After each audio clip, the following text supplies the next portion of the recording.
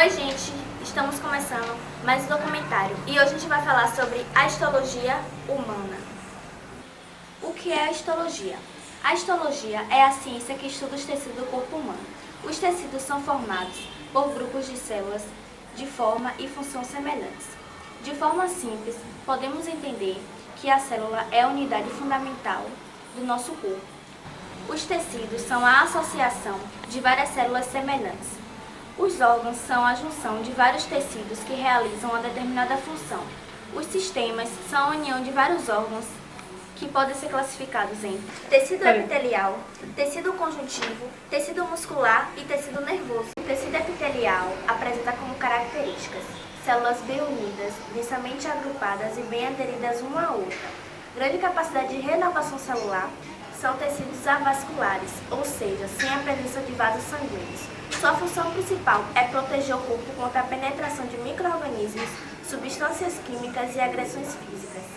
Abaixo de todo o tecido epitelial, deve haver obrigatoriamente um tecido conjuntivo. Existem dois tipos de tecidos epiteliais: o epitélio glandular, que é responsável pela secreção de diferentes produtos, e o de revestimento funciona revestindo outros tecidos corporais externa e internamente. O tecido conjuntivo possui células separadas por muita matriz intercelular, que é composta por fibras colágenas, reticulares, elásticas, polissacarídeos e proteínas. Ainda é ricamente vascularizado, unem e oferecem suporte para outros tecidos do corpo. Entre suas várias funções, este tecido possui uma importantíssima: unir e separar órgãos ao mesmo tempo.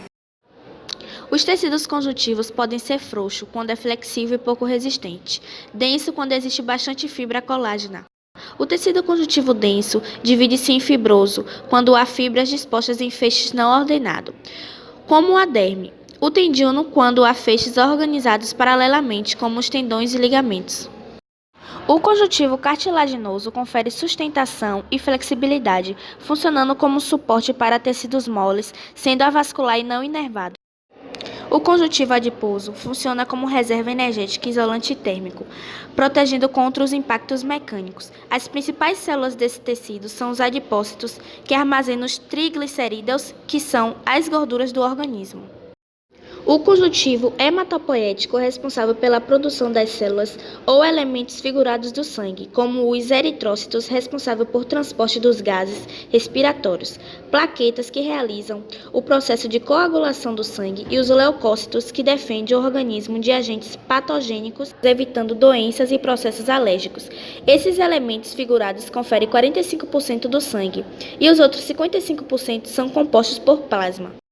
O tecido muscular possui células alongadas, as fibras musculares, chamadas de miócitos, especializadas para a contração.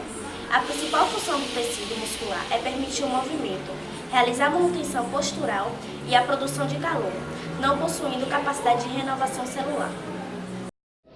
O tecido muscular estriado esquelético possui miócitos com estrias e muitos núcleos, possuindo contração voluntária. Já o tecido muscular estriado cardíaco possui miócitos uninucleados e ramificados, com contração involuntária e rítmica. Por último, o tecido muscular não estriado também possui células uninucleadas, entretanto são alongadas, tendo uma contração lenta e involuntária.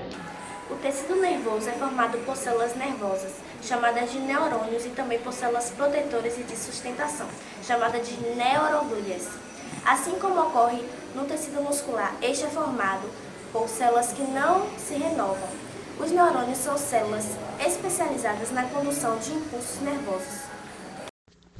O neurônio se assemelha bastante a um fio condutor de eletricidade. Os detritos constituem os locais de captação do estímulo. O axônio é o local condutor das mensagens e a bainha de mielina que é responsável pela aceleração na condução dos impulsos nervosos. Bom, agora iremos falar sobre estatística e matemática. Existem as variáveis quantitativas, que são expressas por meio de números, e as variáveis quantitativas discretas, que são expressas por meio de números inteiros.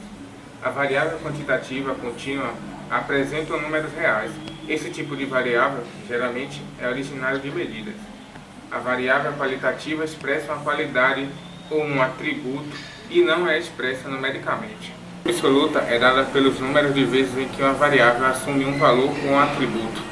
Já a frequência relativa é quando é calculada como sendo a razão entre a frequência absoluta de uma variável e a quantidade total de dados dessa variável, que é dada em porcentagem. Geralmente, os gráficos de setores são usados em situações que envolvem comparação percentual. Utiliza-se um círculo dividido em setores que indicam as frequências relativas de uma variável. Um gráfico de barras é um gráfico com barras retangulares e comprimento proporcional aos valores que ele representa. Um gráfico de linha é um tipo de gráfico que exibe informações com uma série de pontos de dados chamados de marcadores, marcados por segmentos de linha reta. No pictograma, a representação de dados é feita através de figuras relacionadas ao tema. Média aritmética é a soma de vários valores dividido pelo total deles, como podemos ver neste exemplo. Média ponderada é um conjunto de N valores, sendo que deve-se considerar o peso de cada um, como podemos ver nesses seguintes exemplos. A mora é o valor que mais se repete com frequência em um conjunto. Já a mediana, basta organizarmos os números de um conjunto em ordem crescente logo após selecionar os do meio, como podemos ver nesses seguintes exemplos abaixo. A variância é um conjunto de N valores, onde é indicada por V. Já o desvio padrão é indicado pela raiz quadrada achada na variância, como podemos ver nos exemplos abaixo. O realismo na Europa. O realismo teve sua origem na Europa em meados do século XIX. Foi um termo adotado por artistas, escritores e intelectuais para se referir a uma tendência que começou a surgir na literatura e nas artes no final do romantismo.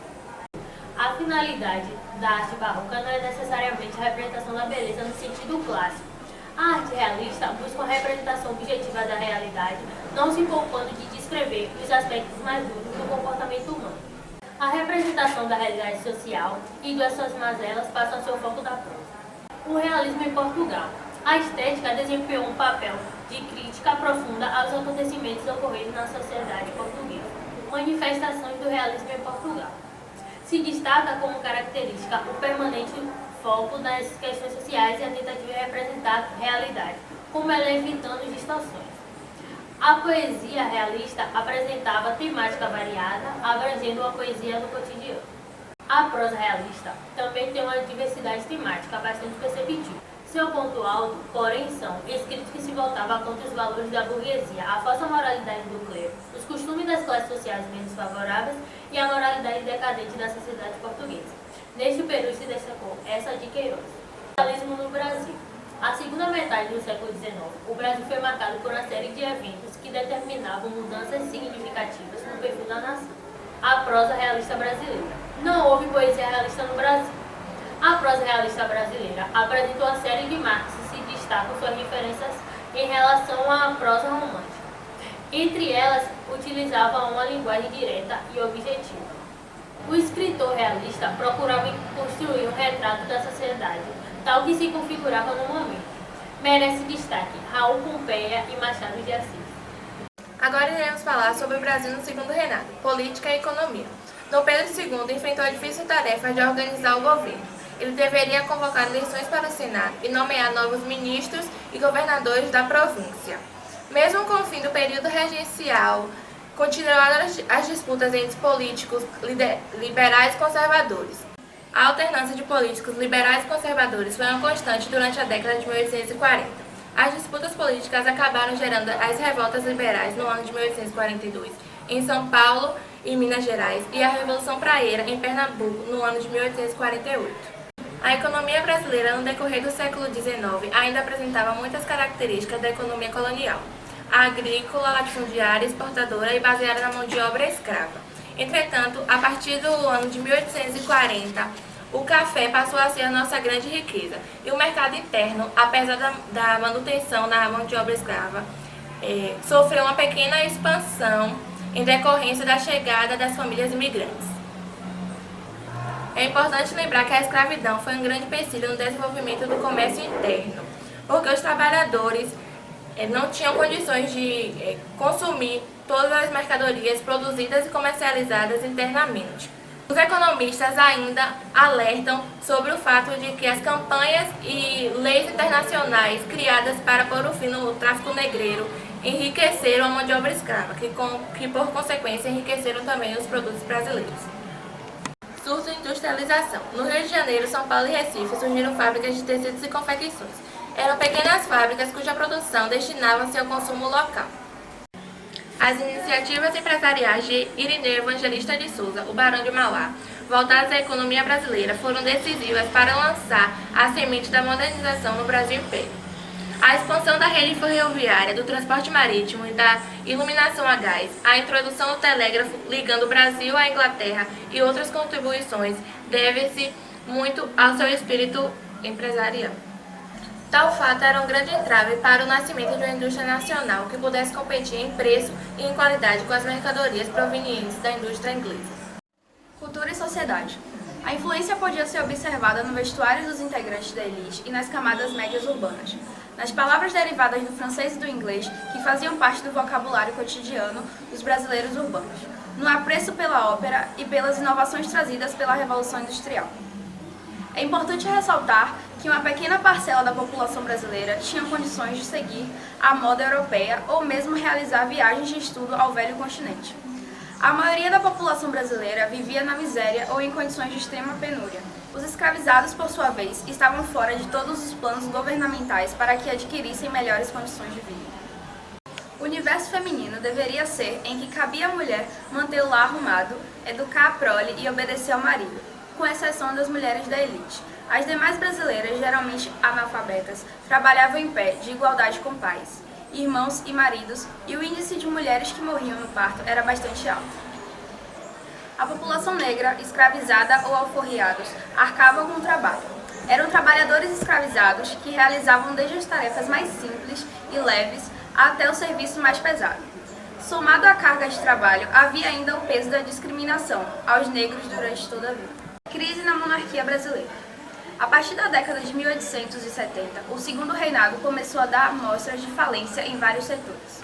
O Império Brasileiro vinha sendo pressionado por forças externas e internas. A Inglaterra exigia o fim do trabalho escravo com o objetivo de ampliar seus mercados consumidores e, internamente, grupos abolicionistas pressionavam em coro os ingleses, lutando por objetivos mais nobres e os grandes fazendeiros que não queriam perder seus investimentos. As relações do Brasil com a Inglaterra. O Brasil, muitas vezes subordinado aos interesses econômicos e políticos britânicos, no início da década de 1860, chegou a romper relações diplomáticas com a Inglaterra. Os problemas com a Inglaterra tiveram início com o episódio do afundamento do navio inglês Prince of Wales, em 1861, no litoral do Rio Grande do Sul. A carga do navio foi saqueada pela população local. Os interesses do imperialismo inglês fizeram com que as relações com o Brasil fossem reatadas. Sobretudo, o início da Guerra do Paraguai, em 1864, quando os ingleses concederam empréstimos ao Brasil para financiar os custos da guerra. Esses objetivos, mesmo que muitas vezes impossíveis de ser compreendidos quando atentamos para o fato de que na sociedade brasileira a discriminação ao negro e ao mulato e a escravidão eram consideradas coisas normais. Basta analisar os movimentos que ocorreram no Brasil e que lutavam por uma sociedade mais democrática e liberal. Muitos deles, como a Inconfidência Mineira de 1789, apesar de lutar por liberdade, não apresentavam entre seus planos a abolição da escravatura.